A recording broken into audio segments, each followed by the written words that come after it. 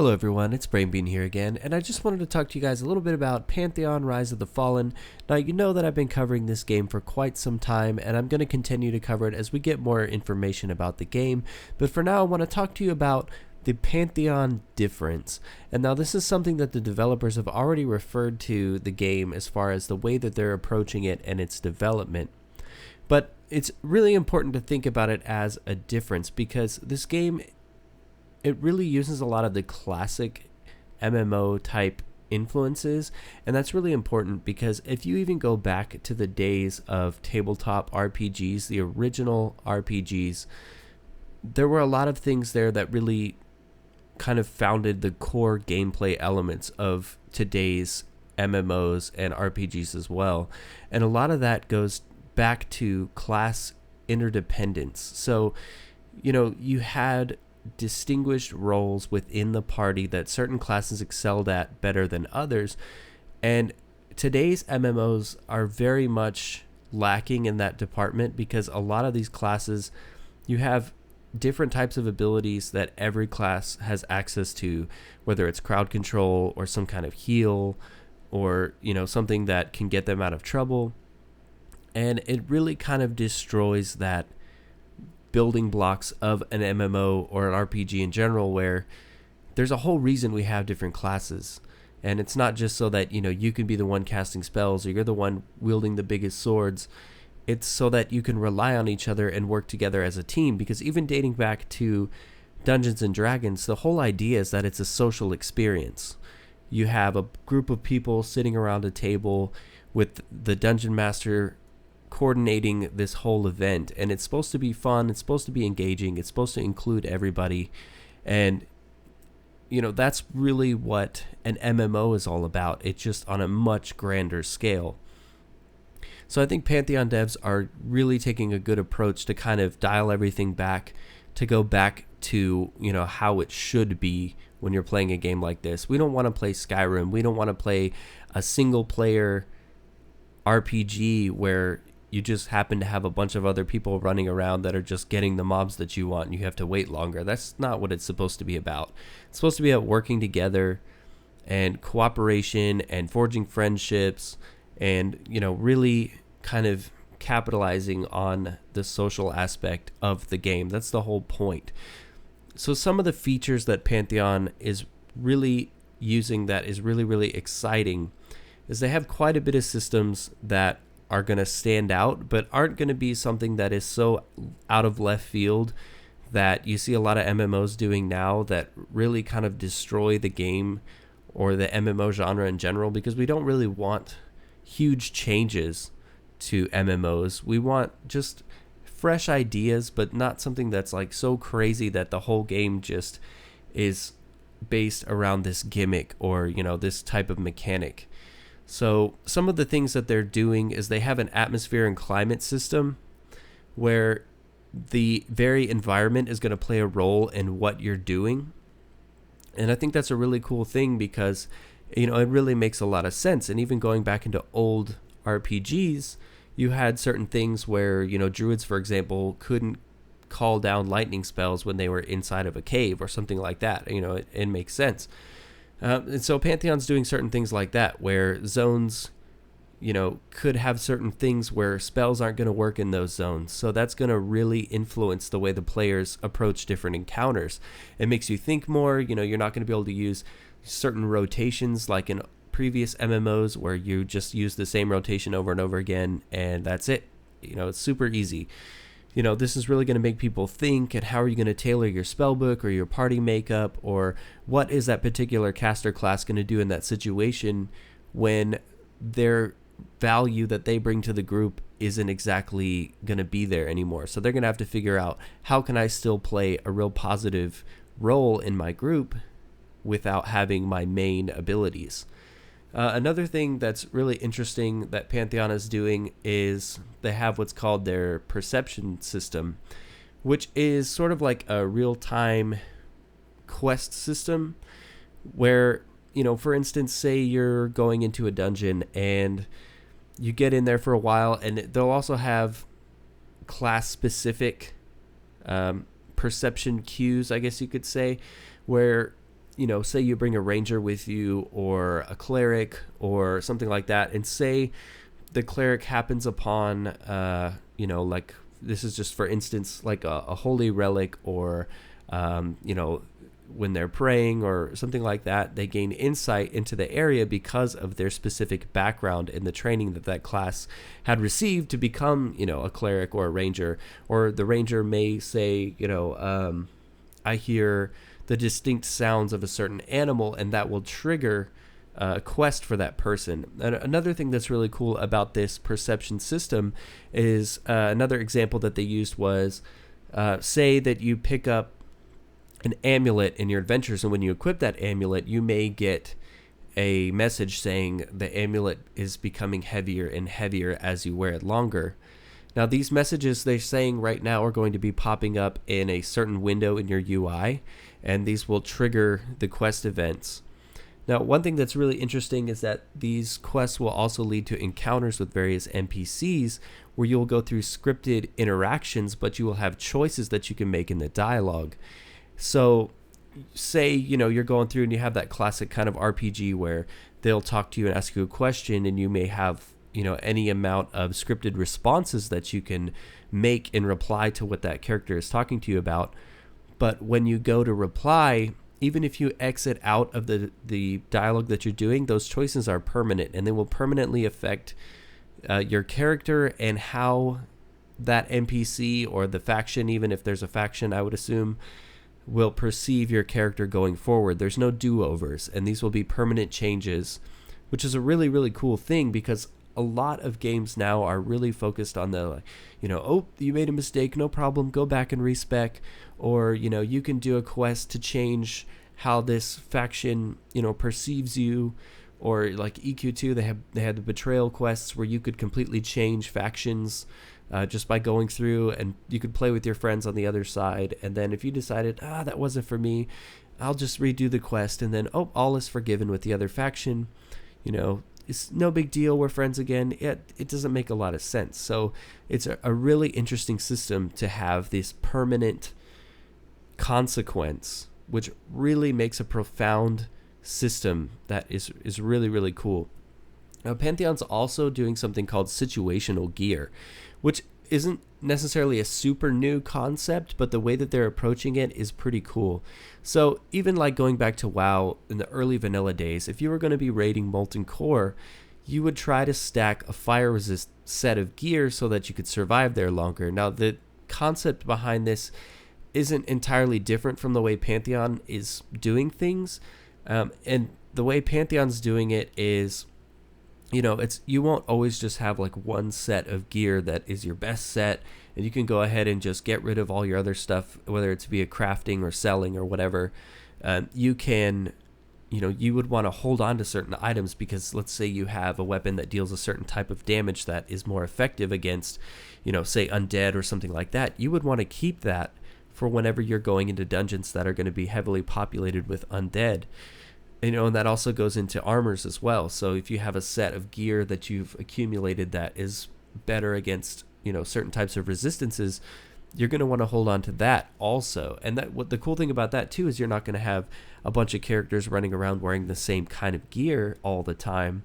You won't have every level 27 enchanter looking like everybody else, because they may not have come from the same dungeon. If you see them in town, they might be wearing a totally different set, where it's like World of Warcraft or EQ or stuff like that. Everybody around the same level pretty much tends to look the same unless you have like a dye system or something where you can change the way your gear looks. And even then, you still know like, okay, yeah, we're all wearing the same stuff, so we're all going to perform the same way. And, it's unrealistic for a massive world of adventurers because you're all going to be looking different, wearing different gear where you've gotten it from different crafting or going through dungeons or what have you. Another really interesting system is their Progeny System. And this is something that really makes a lot of sense from not just an RP perspective, but also just, a general, let's say, how often have we played tabletop RPGs or something like that, where naturally as your character gets older and makes it through enough encounters and all that, they're wealthy and leveled up and they're old and grizzled and they want to retire. then you're like, oh, I'm gonna make the son of my big grand barbarian who, because he is the son of this big grizzled adventurer, he already innately has a knowledge that was passed down to him, that he is sort of, I wouldn't say like a prodigy in that area, but he has this insight that he's gained from his experienced father. So, not getting that into it, but the progeny system will allow you to retire your high-level characters and create their children as new characters. These characters will gain certain abilities or stats that make them just slightly noticeably better than if you were creating like a completely new character. Now, the idea is not to completely unbalance things and make them like super OP, but if you're going to be giving up and retiring your high-level character, you want to see some reward from that. So if you have a character that, you've leveled up, you played for a long time, but you generally just don't really seem to log in as them anymore, then you could retire that character and create your new one as the son or daughter of this, grand adventurer who's gained some extra stats and abilities. Now, we don't know too much yet about, exactly how that's going to work, but it's a really, really interesting and engaging system. It really makes for a cool way to look at, your character screen in general. You wouldn't really look at it anymore as, okay, this is just all my characters that I've played, these are my tunes, whatever. It's like a whole family now, and that really makes for an engrossing experience, especially as far as like an MMORPG, because back when EQ was in its height and it started, you saw so many more people that would role play, that would really get into their role.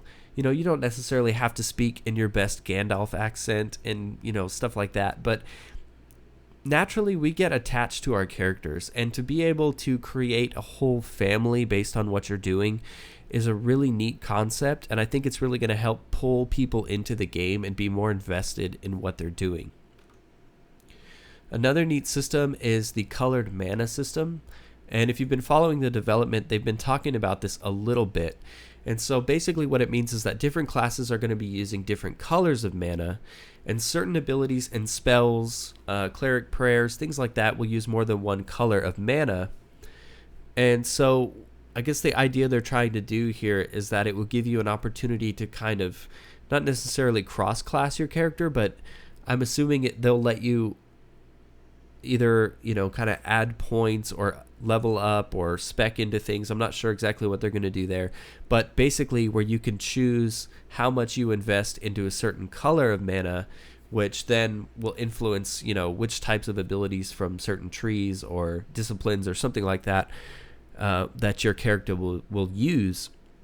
They haven't talked too much about how you can spec your character, but they did say that the idea of this colored mana system is that even though you can kind of subclass the character and customize them some, it's not going to remove that interdependence between classes that's so crucial to a game like this, and that's really been something that the devs of Pantheon have been talking about for a really long time, that they're not going to destroy. They really want those defined roles, and they want that the classes to feel like classes and feel separate, which is something that we have really, really been wanting, and it's a really exciting thing to see. And then lastly, I'll just want to talk about, they have different NPC dispositions and behaviors. So they want the NPCs to feel more real. They want them to have kind of more of a living, breathing world, and so that these NPCs aren't going to be just people standing around, or that, they have these pre-scripted kind of things that they do. And so the NPCs are going to be able to feel very much like living, breathing players throughout the world, which is another really interesting way to approach that. And it makes sense, really. It's like, it's time for the MMO genre in general to evolve into something that is, new, and we have the technology to do this kind of stuff, but we haven't been seeing it in games. We've been seeing too much of NPCs that just stand there all day long, 24/7, and all they do is sell you bread and water, or all they do is just patrol this same area, and they always say the same thing to you every single time, no matter how many times you may have killed somebody of the same faction or something like that. I mean, it just doesn't make a lot of sense. So to see a game and a developer that is really going to kind of flush out this system is a really positive thing, and it's very, very exciting.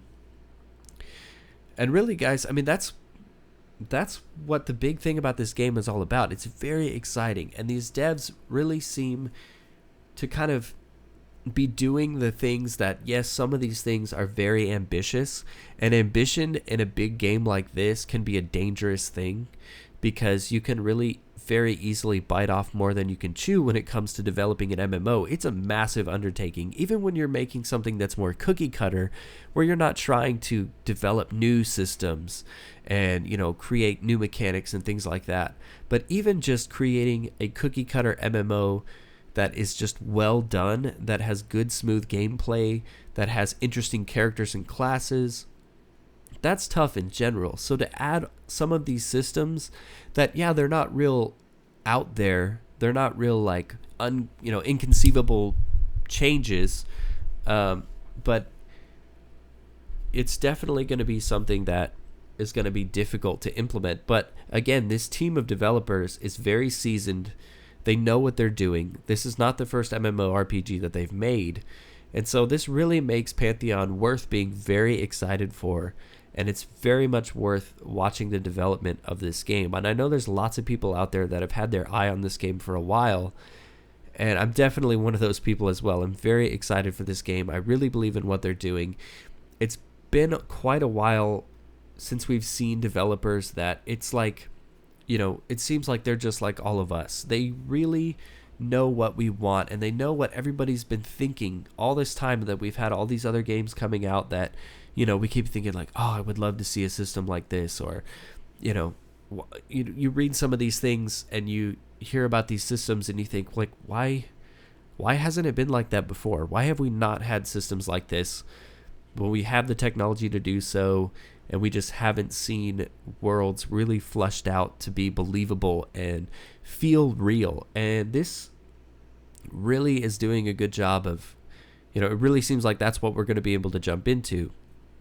So with that, you know, I just want to leave you guys again. This game has secured some funding from what we've seen, but if you really believe in this project, I can't tell you enough that you need to support this game. You need to go to pantheonmmo.com. You need to go check out their supporter packages.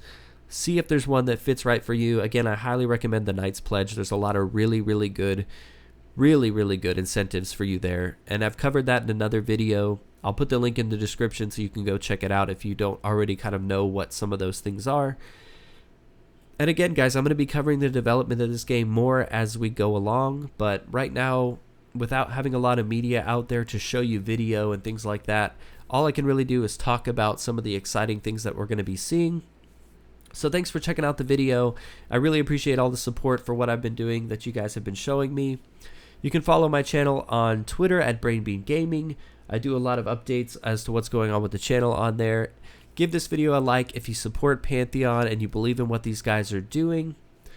And don't forget to subscribe to the channel so that you don't miss out on more Pantheon coverage as we get more stuff and we get into beta and we get more updates. I'm really excited to be, you know, finally get to take you guys in game when we get there and really kind of show you what this game has to offer. But thanks for watching, guys, and I'll see you guys next time.